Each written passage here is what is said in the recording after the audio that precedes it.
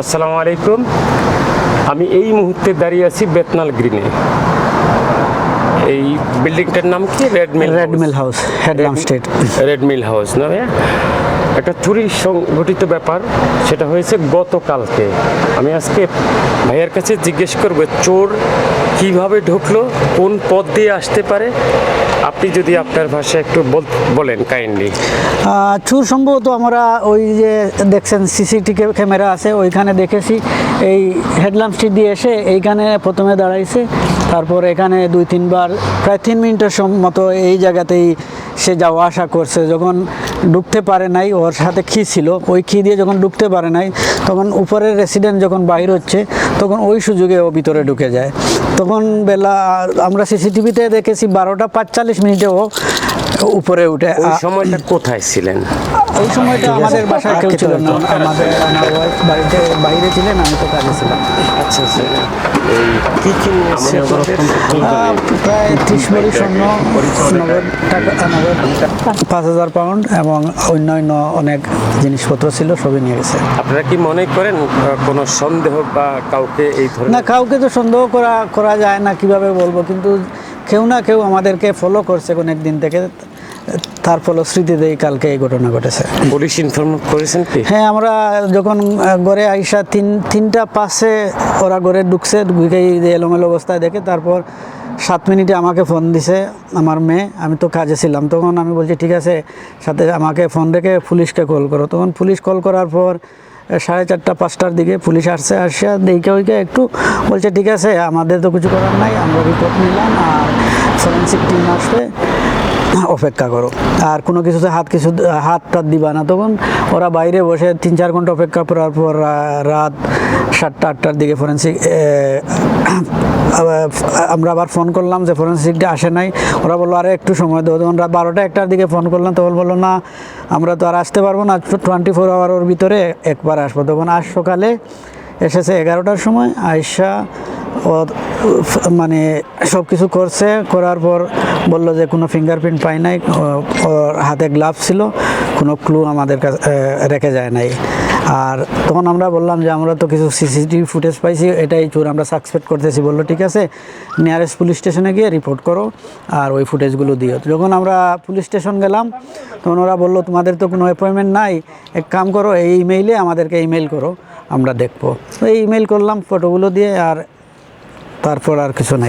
Forensic team কি আপনাদেরকে email আবার জবাব মানে কোনো কিছু?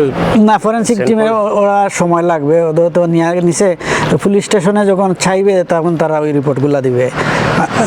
ফর্মালি ওরা আমাদেরকে কিছু দিতে পারে নাই, দেয় নাই, কিছু নেয়ও নাই, ওদের কাজ শুধু ওরা করে গেছে। আর পুলিশ স্টেশনে যাওয়ার পর ওরা বলছে তোমাদের তো অ্যাপয়েন্টমেন্ট নাই, তোমরা ওই ফুটেজগুলো আর ওই রেফারেন্সে আমাদেরকে ইমেইল করো, আমরা পরে দেখবো কী করে। তো আমরা ইমেইল করছি, দেখি কী হোক। তো এই যে ইন্টারকম, এটা তো অত্যন্ত সিক্রেট। হ্যাঁ, এটা তো তার ওইটাতে প্রথমে ও ট্রাই করছে, এটা এমার্জেন্সি কি আছে, ওই কি দিয়ে ঢুকার জন্য। আচ্ছা। ওইটা মনে হয় কাজ করে নাই। তারপর ওইখান থেকে ব্যাগ গেছে, এখানে গেছে, এখানে আইসে আবার বেগ টানছে, এইভাবে দেখতেছে। আপনারা দেখবেন ফুটেজ দিছে, ফুটেজে পাবেন, এভাবে দেখতেছে, ওইভাবে দেখতেছে। তারপর আবার আসছে, তখন আইসে এইভাবে দেখতেছে, বাপ মানে চিন্তা করতেছে, কাউকে কল করতেছে, এইভাবে একই অ্যাক্টিং করতেছে। তারপর হঠাৎ একজনকে বাইর হয়ে আসছে, ওই পাকে উপরে ঢুকে গেছে। যে বের হয়ে আসছে ভিতরের যে কেউ হবে, ওইটা তো আর সিসিটিভি দেখা যায় নাই। দর্শক, অত্যন্ত ভারাক্রান্ত হৃদয়ে বলতে হয় যে প্রবাসের মাটিতে এই ধরনের সারা জীবন তার কষ্টের পয়সা, কষ্টের স্বর্ণালঙ্কার জিনিস যেইভাবে চোর হাতিয়ে নিয়ে গেল, সত্যিকার অর্থে আমাদের সতর্ক হওয়া উচিত এবং সতর্কীকরণের জন্যই আপনাদেরকে আজকে এই তথ্য দেওয়া। ভাইয়া, হ্যাঁ বলেন তো। না, আমি সবাইকে বলবো যে আসলে ভিডিওটা তৈরি মানে আমরা তো জানি ওইটা পাবো না, কিন্তু ওইটা ভিডিওটা করার একমাত্র কারণ হলো আপনারা আরও যারা আমাদের ভাইরা আছেন, আপনারাও সচেতন হন, আপনাদের মূল্যবান জিনিসপত্র সিকিউর করে রাখবেন। এবং সব সময় আমি অ্যাডভাইস করব যে সবার ঘরে এখন একটা সিকিউরিটি ক্যামেরা রাখেন, যাতে আপনি সাথে সাথে নকড হয়ে যাবেন, যে আপনার দরজার সামনে কেউ আসলেই আপনি বুঝতে পারবেন, আপনার মোবাইলে নোটিফিকেশন চলে যাবে। আমার ছিল না বলে তো এই ঘটনা ঘটছে। যারা আর অনেকে অনেক কিছু মনে করবেন, বাট আমি আপনাদেরকে সতর্ক হওয়ার জন্যই আজকে আহ্বান জানাবো। ধন্যবাদ। আমি আরেকটু প্রশ্ন করব আপু, যদি কিছু মনে না করেন, এই যে চোর চুরি করে চলে গেল, আপনি কি মনে করেন যে কে বা কাহার আপনাকে ফলো করছে?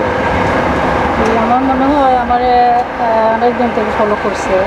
আমি কোথায় যাচ্ছি, কোন সময় যাচ্ছি, ঘর থেকে বের হয়ে আমার কাছে এটা লাগতেছে। নাহলে এরকম আমার ঘরে চুরি হওয়ার কথা না। দেখো আমার নেইবার আছে, ওরা বলছে যে আমরা তো সবাই যাই বাইরে, সবসময় যাই, তো তোমার শুধু নিয়ে সব কিছু নিয়ে গেলে এটা তো হওয়ার কথা না।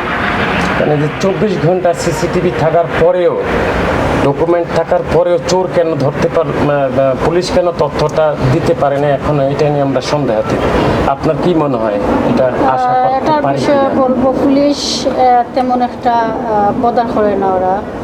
বিকজ আমার কাছে লাগছে ওরা মনে করছে চুরি হয়ে গেছে, তাতে কী হয়ে গেছে, এটা আমাদেরই প্রবলেম, ওদের কোনো প্রবলেম মনে করতেছে না। সো আমার কাছে লাগতেছে এটা আমাদের রেসপন্সিবিলিটি, কারণ ওদের রেসপন্সিবিলিটি না দেখি আমাদেরকে ওরা প্রেশার দিতেছে। কারণ ওরা বলতেছে যে এরকম আমরা ফটো দেখাইছি, তারপর ওরা ইগনোর করছে যে এরকম হবে না। কারণ আমরা এই বিল্ডিংয়ে থাকি, আমরা জানি কারা আসতেছে কারা যাচ্ছে। আননোন পারসন আমাদের সন্দেহ হয়েছে, বিকজ আমাদের বিল্ডিংয়ের মানুষ নন হলে আমরা জানি কে আননোনকে আমাদের জানা পরিচিত মানুষ। এটা গতকালকে 2 তারিখে দিন কয়টায় হয়েছে? 12টা 45 থেকে 1টা 22 মধ্যে। এরপরও সিসিটিভিতে যে হাঁটি হাঁটি পা পা করে যে ব্যাগটা, লাল ব্যাগটা নিয়ে চলে গেল, কিন্তু পুলিশ এটা নিয়েও তাদের কোনো মাথা ব্যথা নাই। মাথা ব্যথা নাই ওদের। আমরা তো অনেক আপসেট। পুলিশ এটা কালকে বলছে যে আমাদের এত ক্লোজ নেইবার থাকা সত্ত্বেও কীরকম হতে পারে এটা। তারপর বলে যে চোর যখন আসে তোমরা কীরকম শিওর হলে যে এটা তোমাদের ঘরে চুরি হয়েছে। ওকে, ধন্যবাদ আপু। আমরা একটু এরপরে ভিতরে যাব।